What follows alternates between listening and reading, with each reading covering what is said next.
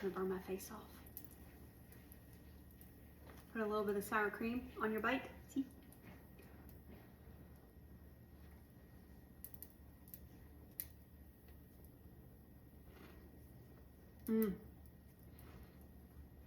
Hi, it's Jen. Welcome to our family table. On tonight's menu, we are doing homemade pierogis. And this is all you're gonna need. And we are back with our homemade pierogis.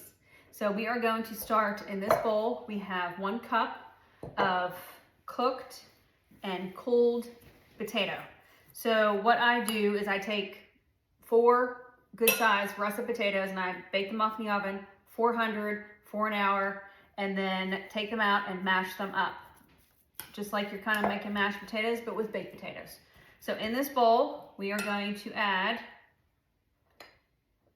1 cup of cornstarch. Come on. 2 cups of flour. And give that just a good little mix. It's gonna look a little weird because of the potato and the cornstarch and the flour, but it's okay. This is a trusted process, I promise. Mix it all together a little bit just so everybody gets to know each other in this bowl. I'm gonna move that to the side for a minute. So in this bowl, we are going to take 1 whole large egg. And we're gonna whisk that up a little bit.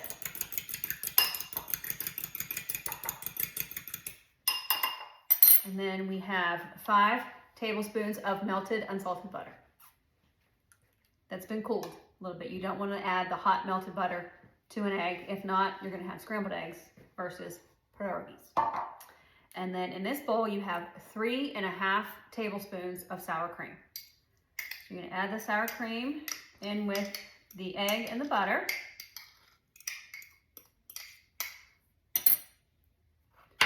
Hold please, I need a spatula. Get all this out.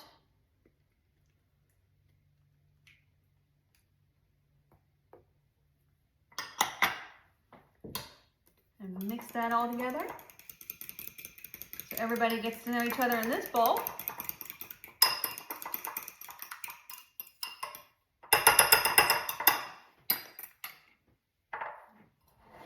And to the flour, let's add a little bit of salt. Just a good healthy pinch. I'm using pink salt.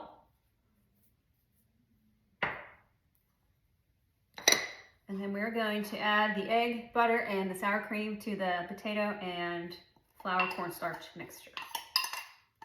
Get all that in there for you.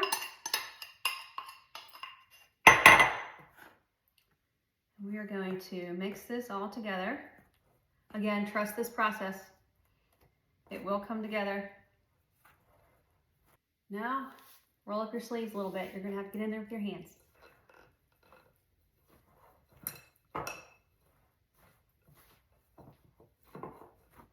Mix that all together until it forms a loose dough.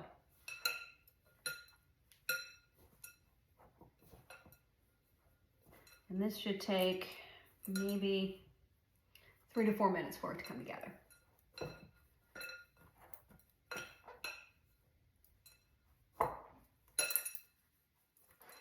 You can see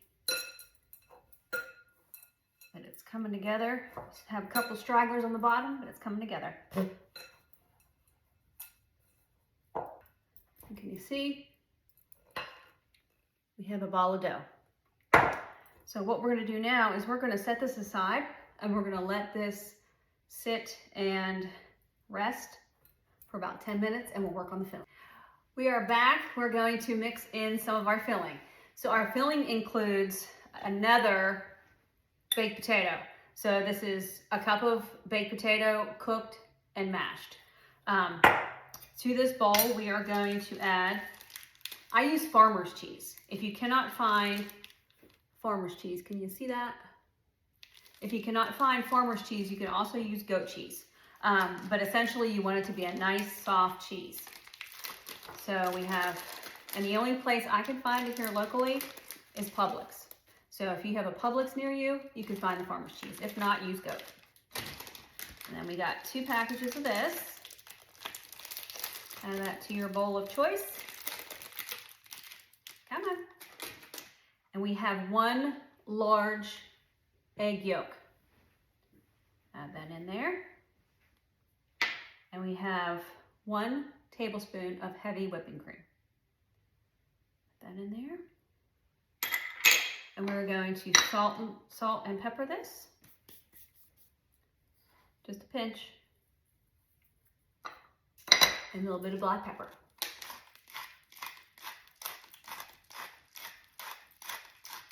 It's not squeaking today. So we're going to mix all that until it's all incorporated together. We have some special out-of-town visitors visiting us, and this was their request. I made it for them a few times and got them hooked. When I moved here to North Carolina, I was not about to have any frozen pierogies. So I broke out my pierogi recipe that I've had for about 25 years and started making them for the family, and they have fallen in love with this. If you've never had a pierogi or you don't know what a pierogi is, it's essentially a Polish dumpling. So traditionally, this is filled with potatoes and cheese, sometimes onions. Some of our family members don't like the onions inside, so I leave them out, but you can certainly add some onions in here as well. They are just a fantastic little dumpling. So next step, we are going to roll out our dough and fill these up. Welcome back. Now is the time for, let's roll out the dough and get these pierogis assembled. So after your dough has sat for 10 minutes and you've already made your filling, you're gonna get yourself a nice clean surface. And get yourself a handful of flour and spread the flour all over your surface. Make sure it's good and covered. You don't want anything sticking. This is not a clean process, but it's a fun and a yummy process. Make sure all your flour is everywhere where you're gonna roll this dough. A little bit more. Get you a rolling pin. Make sure you flour that surface as well.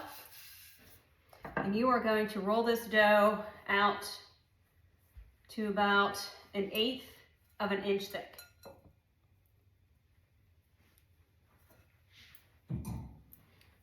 You can kind of just press it down a little bit. And then get your rolling pin and kind of start in the middle. If you see it cracking a little bit, it's okay. It will come together, I promise. I've made these a time or two.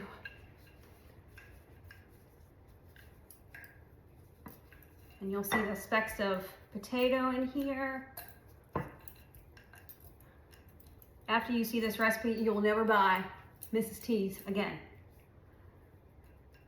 The chances of you having, other than the farmer's cheese, you have everything in your pantry right now to make this. I know you do. And this recipe will make about 27 to 30 pierogies.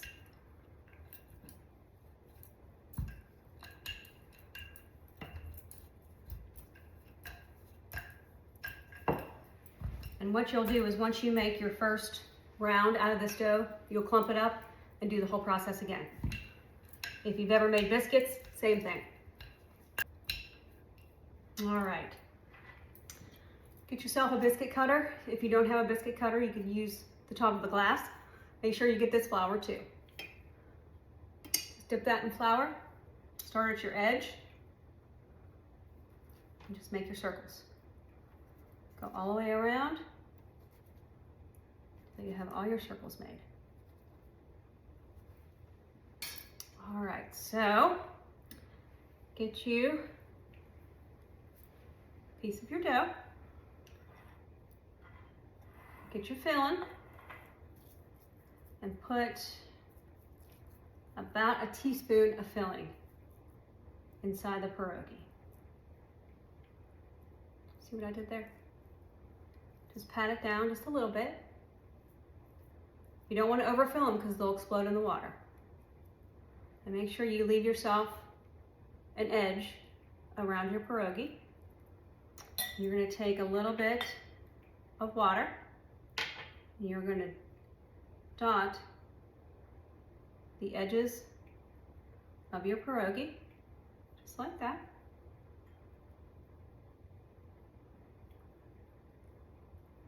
And then you're going to take your finger and kind of squish it together and pull your dough up and around, and as you're pulling, stuff your filling in there. So the edges meet and they stick together. Just like that. Stuff that filling in there, make sure nothing is sticking out.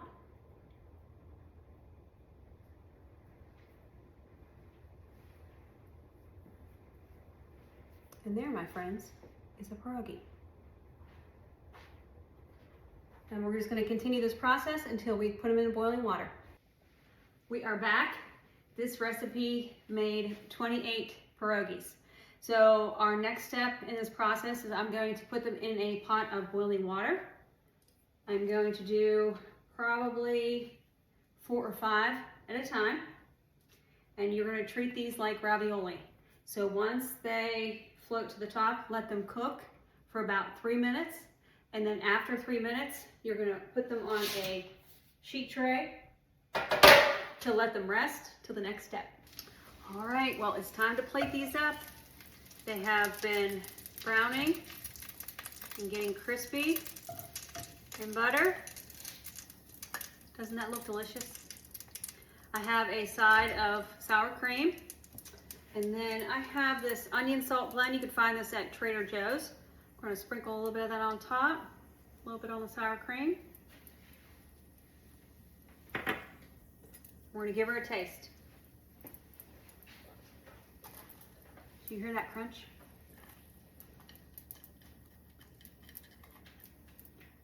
It's going to burn my face off. Put a little bit of sour cream on your bite. See?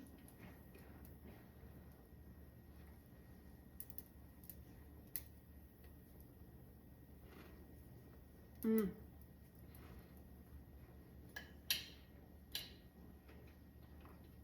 Make these for your family. See how good the insides look? Perfect pierogies right here. Make these. Get the ingredients. Always remember, wherever you are today, you are loved, you are blessed, and you're part of our family. Bye.